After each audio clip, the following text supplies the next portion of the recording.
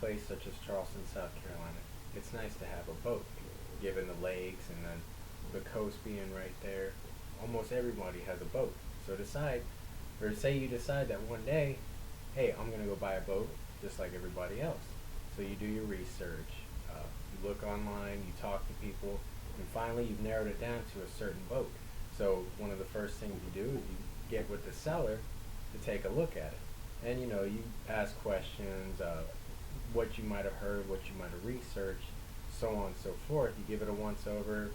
You say, hey, this looks good. I'm going to buy this boat. So you pay for the boat. You haul it off to your house, and finally it's ready for the water. Well, you trailer it at the boat landing, which is, again, a little bit more difficult than some people realize.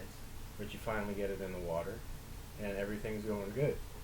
Now, after a few minutes, you finally get to the middle of the lake. You're out there relaxing, doing a little fishing, maybe a little swimming, and you're thinking to yourself, wow, this is what life is all about, being a boat owner. This is pure relaxation. Well, a little bit into the ride, you notice that your engine's acting up, and all of a sudden it just dies on you and you can't get it to come back. So after spending about an hour and a half out in the middle of the lake, you finally flag somebody down, and they kindly tow you in. Well, now you've got to trailer your boat again. You finally get it on the trailer, you get it out of the water.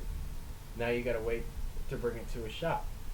After a couple days in the shop, they tell you, hey, you blew a couple headers, or you've got bad wiring, your engine doesn't work, now you got to pay this much to get it fixed. All this could have been avoided if you knew what to look for when purchasing a boat. My name's Constantin. Today I'm going to give you a little bit of information on some stuff that you might want to look for purchasing a boat. The first thing anybody will tell you is the motor. The motor is the primary propulsion for the boat. So obviously if you have no motor, you're not going to go anywhere. So that's where you want to start. Let's take a look at the motor. Now you've got three different kinds. You've got an outboard, an inboard, and a stern drive, otherwise known as the inboard outboard. Now, most people will tell you an outboard is the most reliable. Okay, you can do just about anything with it. You can adjust the tilt on it, all that. So you got to know about how an outboard drive or outboard motor works. You've got your inboard, which basically is exactly what it sounds like. The motor is inside the actual boat, and it spins the props on the bottom. And then the inboard outboard is the best of both worlds. So with all these, although they're different, they're actually all quite the same. So some of the major things you might want to look for is with the motor is leaks. If there's any damage to any of the internals, for an outboard, you may want to pull the cowling off the top of it. Take a look, make sure there's no frayed wires anywhere or anything a possible leak somewhere.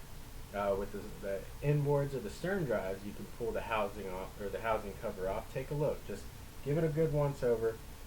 While you're doing that, have the previous owner or the seller walk you through it. Hey, does this look normal to you? Have you ever had any problems with this?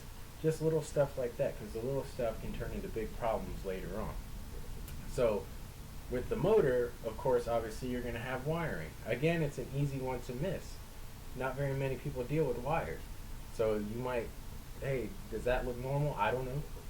So do your research on it, but look for stuff that stands out. If you got this end of a wire, this end, if they don't meet, something's wrong. So ask questions, figure it out. Maybe you'll see an exposed wire. That meaning you'll see the shielding separating from the actual wire, and if water were to touch that, you could short it out, and again, you could get stranded out in the middle of the lake, just like the scenario I gave you in the beginning of my presentation. So you've got the motor, you've got the wiring, and of course you're going to want to look at some of the outside, the hull. You want to check for holes, or even something where it looks like the seller patched it up. It might be not a good job, just enough to where it'll get by for you to purchase the boat from them. And again, you'll go out there and then notice, man, my bilge pump, which is the pump in the bottom of the hull that pushes all the water that might have come overboard, pushes it back out of the boat. There, a bilge pump pumping it out, and you just notice, oh man, it's really working hard. So you're gonna take a look at holes, excessive cracking, some of the like say your bilge pump hole, is that plugged up? again, we're going back to the motor. Make sure you don't have anything jammed in any of the holes of the motor. Just little stuff you need to look for, which will eliminate possible big problems later on. And finally, after your motor, your wires, and your hull damage, you just ask the seller, hey, do you have any records of any maintenance that's been done with this boat? Or is there anything I need to know about? Anything that's giving you problems? Anybody who has integrity or has a good heart on them will tell you, hey, oh, you know what? Now that you bring it up, I have had problems with, say, the water the water separator in the fuel, or my carburetor's been giving me issues, because these are the things that if you don't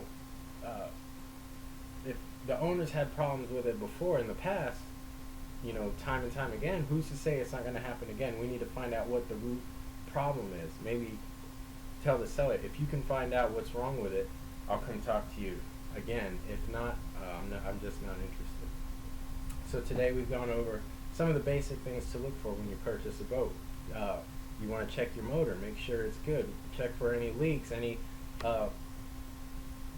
excessive wear on the motor, stuff, just something that doesn't look right, or something is out of place. Then we talked about your wiring. Make sure you don't have any broken wires or frayed wires, something like that, where water, obviously you're facing water damage here, being as it's a boat. Make sure your wiring's good. If something doesn't look right, either walk away from the deal or ask the seller about it. You're going to want to check for holes and cracks in the hull, being on the outside, maybe even on the inside. Check where your bilge pump is, see if there's any water in there. And finally, you want to know of any past maintenance issues that the previous owner had, just in case there's a trend that might sneak up on you again.